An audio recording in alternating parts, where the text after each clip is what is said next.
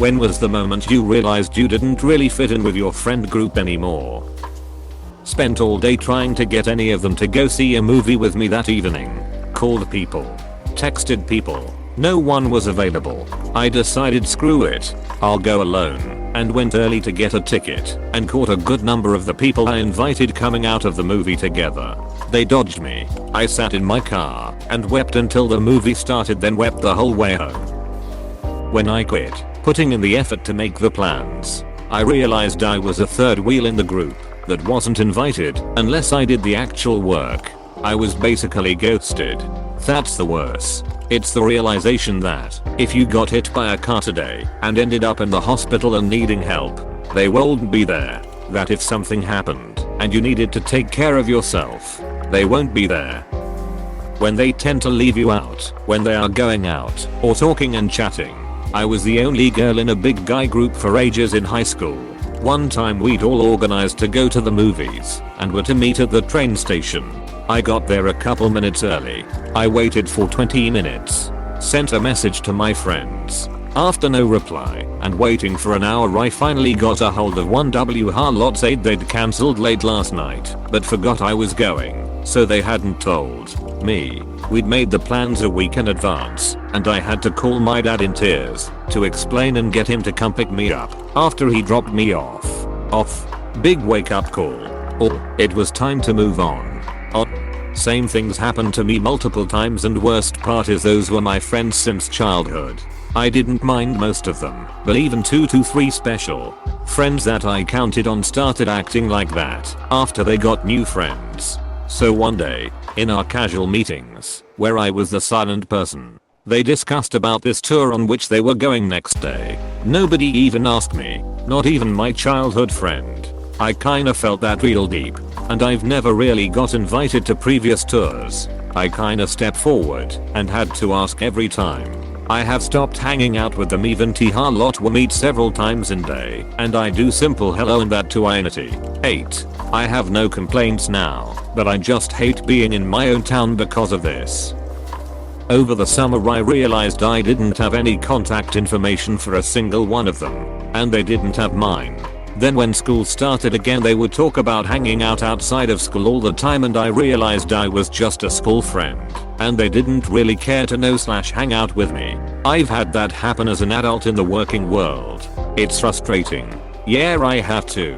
It really just sucks. I only mentioned this one because I had thought we were friends for 3 full years at that point. I'm now 10 plus years out of high school with enough clarity to realize that being a school friend is okay, but at the time it hurt so bad to realize. I just stopped talking to them one day and none of them tried to talk to me, so I just left it. When I was drunk at a party, a 911 needed to be called for a former friend that I frankly hated. Everyone disappeared when the ambulance and police were heading over. I was stuck drunkenly telling her mom over the phone that her daughter had a severe panic attack and possible alcohol poisoning, and that I was sitting with her while waiting for emergency responders. Her mom kept saying I must be her one genuine friend, and I hated that girl for being a petty backstabber. Even if I hate someone, I won't leave them drunk and alone in the middle of a panic attack. I cut those friends off after that. It had been a long time coming. The rest of my time at college was very lonely. The second they began demanding nice little extra things I'd do for the friendship, the second it became expected rather than appreciated, was when I was done with it. Man. They started expecting me to pay for snacks at the store when I covered for them once. I found myself homeless and they all disappeared. Came back around again when I got an apartment, but I just didn't want to rekindle the friendships. Damn, that sucks. I'm sorry, but good for you for recognizing that they weren't worth your time. Real friends stick with you through everything, especially the bad stuff. So if they abandon you when you're struggling the most, not only are they shitty people lack compass, but they are not your friends. NDS. You deserve so much better. Dare. And I really hope things are going better for you now.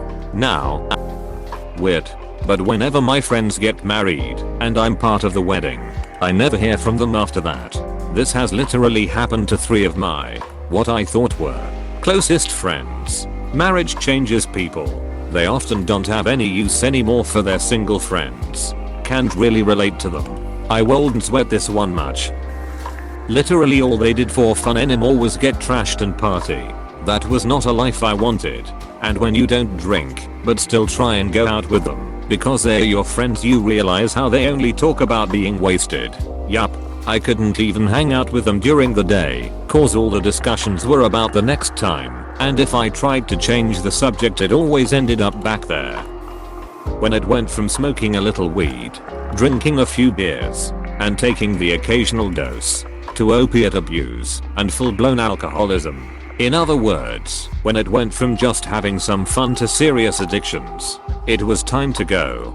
For the record, most of them are dead now. Despite my username, I'd prefer they still be alive. How old are you? The thought of most of my old friends already being dead is jarring. I hung out with a group of friends when I was 25 to 30. They were around my age to maybe 8 years older than me. They got into heroin towards the end of the friendship. I heard bits and pieces of their usage, but didn't realize how far they were into it until I went to visit a friend. I talked with her early in the day and she said to come over. I got to her place and she wasn't answering her phone or the door. She told me how to go in through the window if I ever needed in while she was out. I figured okay, maybe she had something come up. So I got in and found her laying on the bathroom floor with a needle in her arm. The second I saw how blue her lips are made me realize that I don't think she's coming back. I called 911 and the next few hours were a complete blur. The coroner slash paramedics slash cops slash whomever told me she probably died a few hours before I got there. Then I got to call friends to tell them. They immediately blamed me for not getting there faster and harassed me for a while. I get they needed a punching bag, but I had no way of knowing or helping by that point. I just cut them all out after that incident. It still fucks me up. A few weeks later, I heard that 2 more died. 2 others got arrested and were in detox. Not sure how they're doing now though. In under 3 months, I lost a whole group of friends to it. I still feel bad, but I can't think of anything else I could have done. However, I still tear up thinking about it. Rip Jenny. I also lost a few friends from PTSD that they got in the military. They didn't know each other, but killed themselves around Christmas time 1 year and a week apart. Between that and all the other deaths that seem to happen constantly once winter starts, I've grown to hate this time of year. In 15 years, I lost at least 1 if not 2 to 3 close friends or family members around wintertime. With the exception of 3 years of not losing anyone, maybe 75% of the deaths were accident/illness related, and the rest suicides or odds. Never know what's going next, so I try to appreciate the time I have with everyone. That's about all I can do, it seems. In college I went through a transition. I had all these old friends from high school that were comforting, but had slowly lost everything we had once had in common. I had made new friends with the people my then boyfriend hung out with, and we all seemed to jive better. But being 20, I still had fantasies that my old friends and my new friends would combine into some big happy friend group.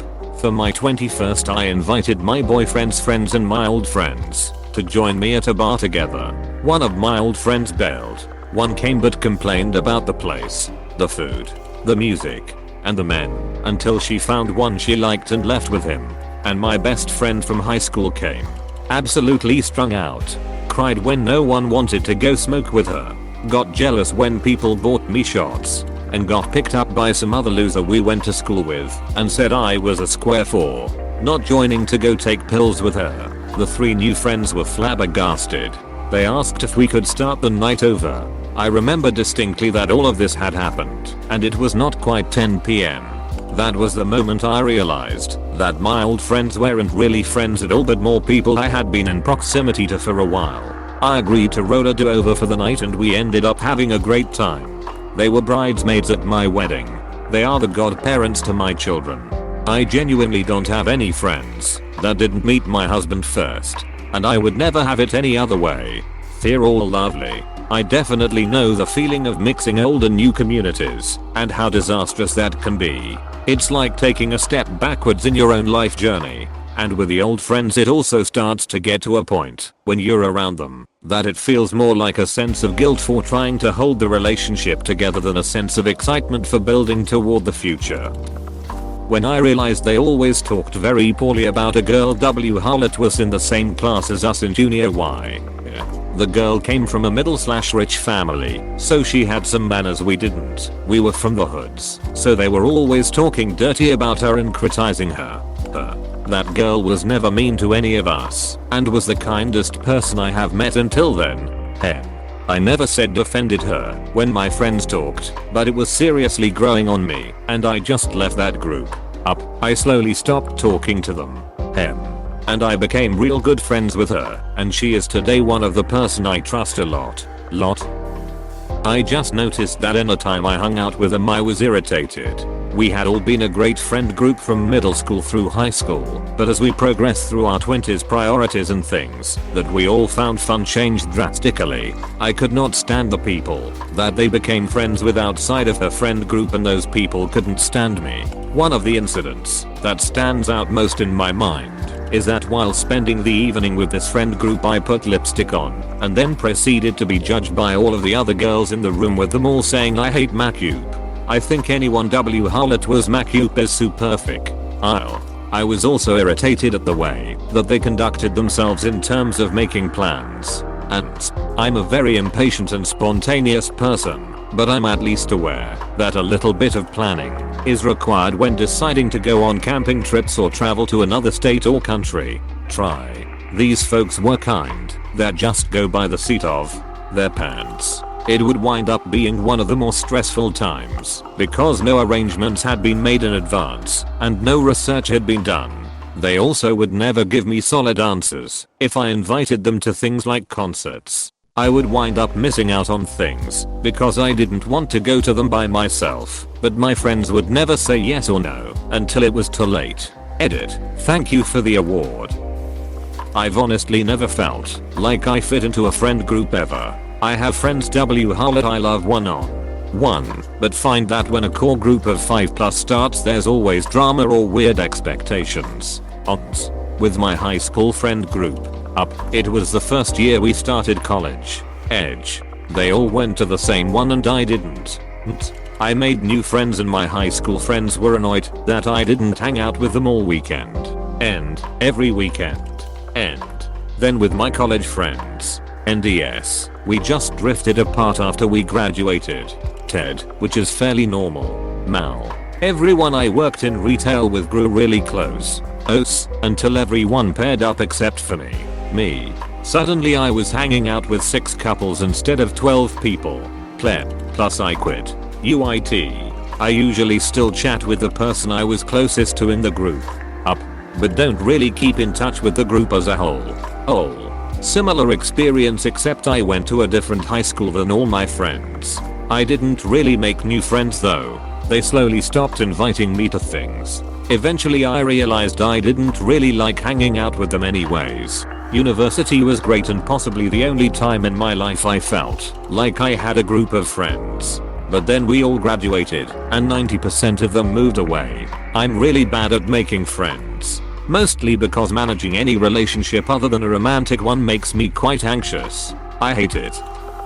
When I was the first one to enter the lunchroom and nobody joined me at the table I chose. That's the most painful feeling ever.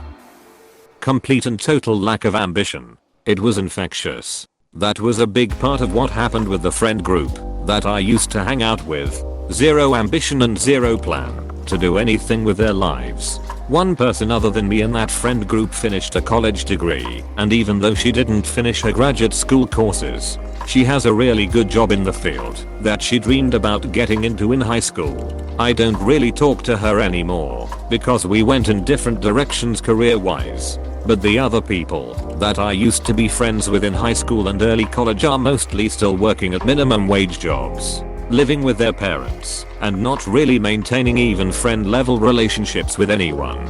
As far as I can tell, none of them want to do anything really. One in particular still lives with their mother and doesn't work and has only ever had one job that they didn't keep for very long. No idea what the plan is for if something happens to their mother, since she is the one Harlot provides a roof over their head and pays the bills and what not. Oof. A friend was trapped in generational poverty he couldn't save because the rest of the family took the cash. I heard the family got evicted recently, which is a huge relief. He moved in with his much wiser girlfriend, while the rest of the family split up. Having his family constantly drain his resources kept him trapped.